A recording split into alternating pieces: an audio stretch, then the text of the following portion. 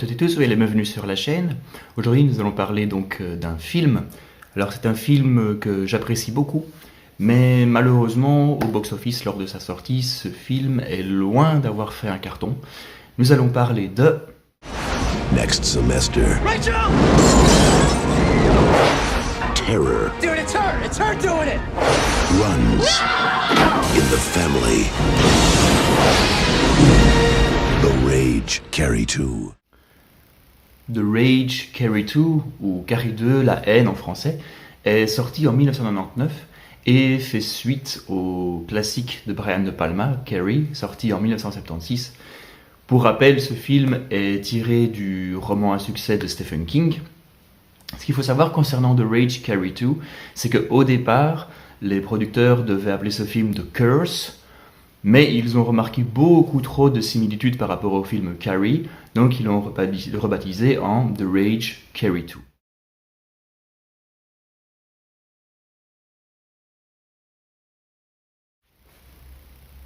Dans ce film, nous suivons le personnage principal qui est Rachel Lang, qui est une adolescente qui n'a pas une vie facile.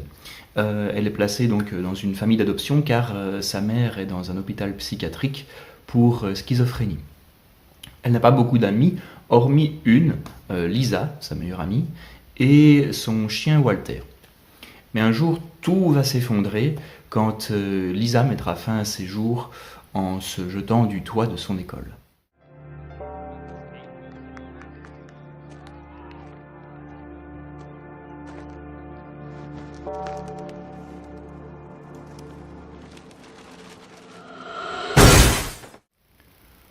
Rachel découvrira par la suite un lien entre le suicide de Lisa et les joueurs de foot de l'école qui s'amusent en fait à sauter des filles pour avoir un maximum de points, et ça s'arrête là en fait, c'est juste abuser d'elle pour collectionner un certain nombre de points. Entre-temps, Jesse Ryan, également joueur de football, se rapproche de Rachel au grand étonnement de ses amis. Yeah. Everything about you surprises me.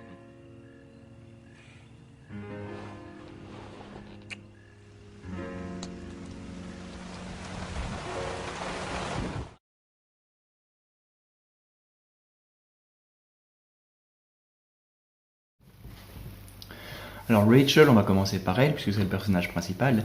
Elle est interprétée par l'actrice Emily Berger, pour qui ce fut le premier rôle au cinéma. Par après, elle a surtout fait des apparitions dans des séries télévisées, et je pense qu'elle est restée quand même assez longtemps dans une saison des Desperate Housewives. Pour son personnage, donc comme je le disais, cette fille n'a pas vraiment de chance dans la vie, n'a pas une vie facile, et donc le jour où tout bascule, c'est lorsque sa copine Lisa se suicide. Malgré son impopularité, un joueur de l'équipe de football, donc Jesse Ryan, un des plus populaires en plus, va se rapprocher d'elle. Et dans le même temps, elle va avoir affaire à ses pouvoirs de télékinésie qui vont s'avérer devenir de plus en plus forts jusqu'à se réveiller et exploser à la fin du film lorsqu'elle va subir la traditionnelle humiliation dans les films de Carrie.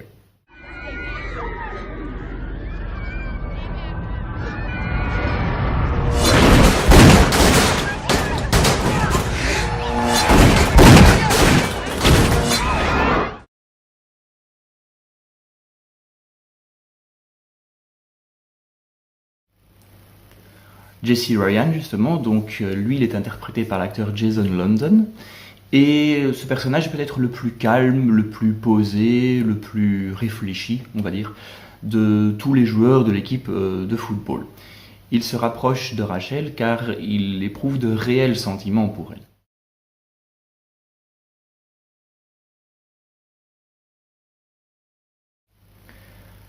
Mark Bing avec son nom de famille.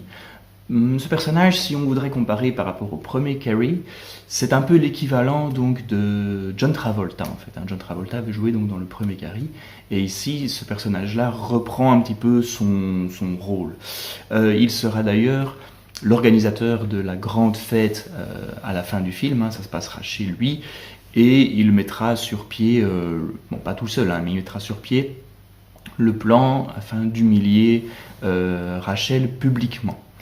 Mark est interprété par l'acteur Dylan Bruno, et lui, j'ai regardé sa filmographie, on peut dire quand même qu'il a une jolie petite carrière, hein, car un an avant Carrie 2, il avait quand même fait Il faut sauver le soldat Ryan, donc ce qui est plutôt bien. Il a également joué dans Taken 3, il me semble, et aussi dans la série Numbers des saisons de 2005 jusqu'à 2010. Donc cet acteur-là a quand même une carrière assez correcte.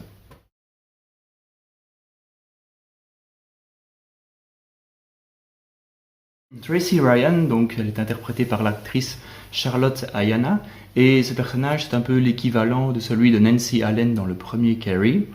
Elle est très attirée par Jesse et elle ne comprend pas ce qu'il peut trouver au personnage de Rachel.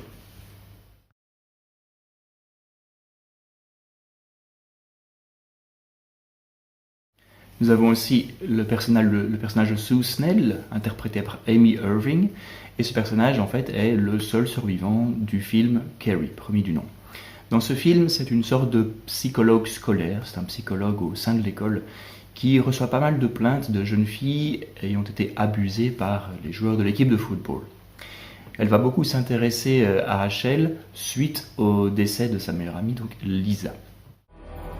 If you want to talk. No!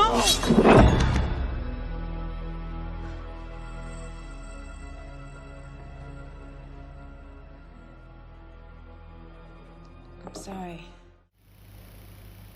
Sue Snell sert donc de lien entre les deux films. Pour ce faire, on va utiliser pas mal de flashbacks imprégnés de rouge, montrant quelques scènes clés du film Carrie. Et il y a également pas mal de dialogues qui font référence à ce qui s'est passé par rapport aux événements du premier film. Il y a quand même dû avoir l'accord donc de Brian De Palma pour pouvoir utiliser des images du premier Carrie et également des images dans lesquelles apparaît Sissy Spacek qui joue Carrie dans le premier film.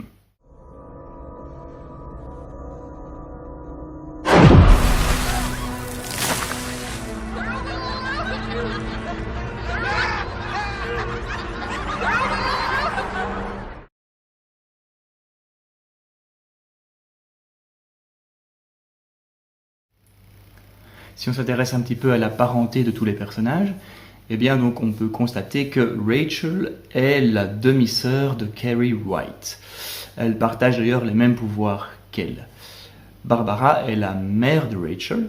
Elle est atteinte de schizophrénie et privée de la tutelle de sa fille. Elle est devenue folle suite au décès de Ralph White, le père de Rachel et de Carrie. He was her daddy too. His name was Ralph. Ralph White. Ralph White est donc le père des deux filles. Il est décédé suite à la chute d'une poutre sur le chantier dans lequel il travaille. Bon, pour savoir ça, il faut avoir lu le roman de Stephen King.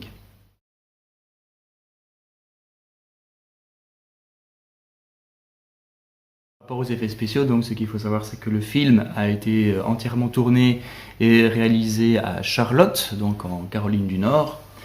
Et l'équipe de production a eu recours, pour le dernier acte, l'acte le plus symbolique dans les films de Carrie, à des décors qui coûtaient quand même assez cher, et incluant donc des murs en verre, une piscine, mais tout a été détruit à la fin. Pour procéder à la destruction de l'énorme bâtiment de plus de 1000 m², l'équipe a utilisé un réservoir qui contenait plus de 3500 litres d'air comprimé, qui, une fois libéré, engendra une énorme explosion. Amy Burl a quand même beaucoup donné de sa personne également, parce que lors de la scène de destruction des vitres, des verres, etc., la maison vole en éclats, tout était vraiment très tranchant, comme des lames de rasoir en fait. Et ça a été quand même lancé avec une précision pour éviter que les acteurs ne soient touchés, mais elle, malgré tout, a reçu quelques éclats dans le dos, je pense. Et afin de réaliser ce qui devait être la soirée la plus chaude de l'année, dans les bouteilles et autres vases, L'équipe avait placé différents pétards et a tout fait péter donc, au même moment, hein, ou à des moments différents pour que c'est un joli effet dans le film.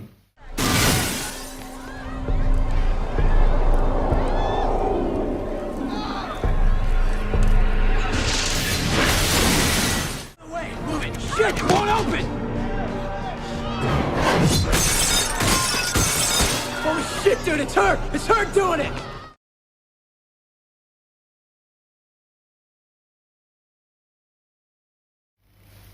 La musique du film, quant à elle, est composée par Danny B. Harvey.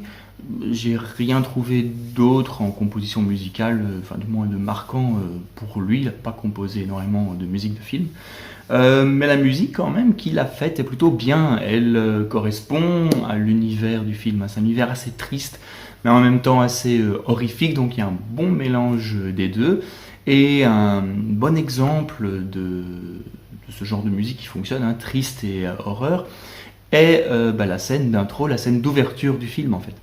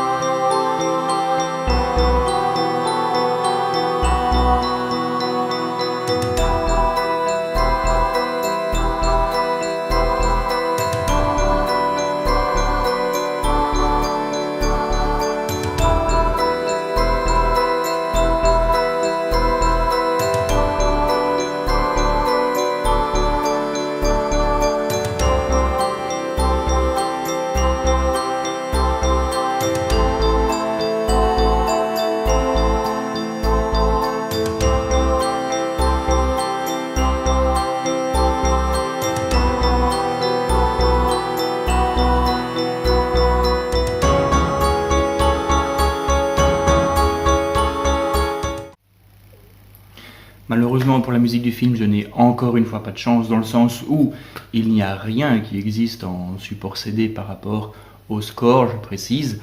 Il existe cependant ceci, c'est le CD des Various Artists. Bon, les chansons sont plus qu'anecdotiques et oubliables, mais voilà, par rapport à la composition musicale, il n'y a absolument rien, et c'est bien dommage.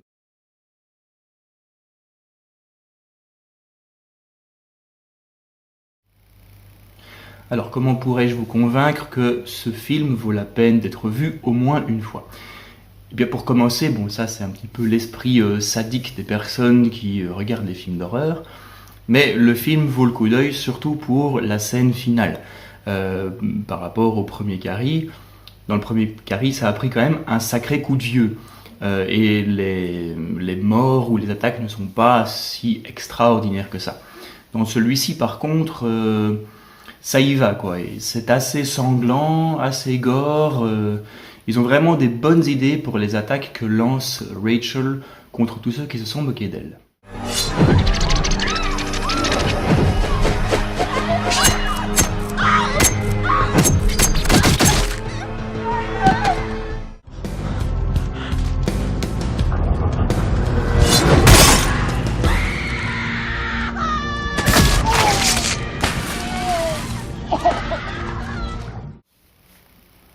Ensuite, l'atout principal du film, c'est son interprète principal, c'est Emily Bergel. Son jeu est vraiment très très bon. Hein. Elle interprète très bien le personnage triste, on voit vraiment, elle est emplie de mélancolie.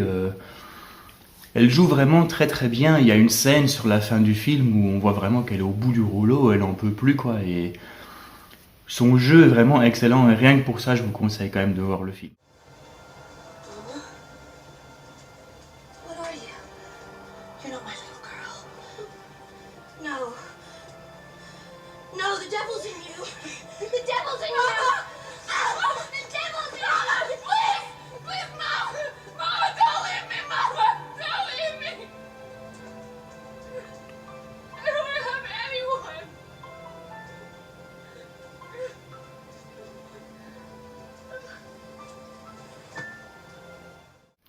Si on doit analyser pourquoi le film n'a pas très bien marché, la première chose c'est qu'il s'agit d'une suite et beaucoup de personnes vont ne pas s'empêcher de faire la comparaison avec le premier. Le premier étant tellement culte que celui-ci, des gens vont directement cracher dessus sans pour autant l'avoir vu. Ensuite, il fait également partie, donc je l'ai dit, 1999, fin 90, début 2000, vous avez toute une série de teenage movies, donc des films, que ce soit horreur ou humoristique,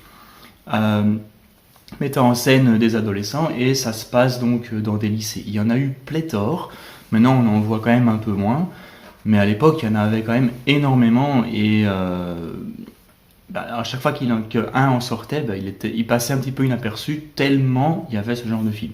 À l'heure actuelle, c'est un petit peu ringardisé également ceci. On ne trouve plus vraiment de teenage movie de la sorte.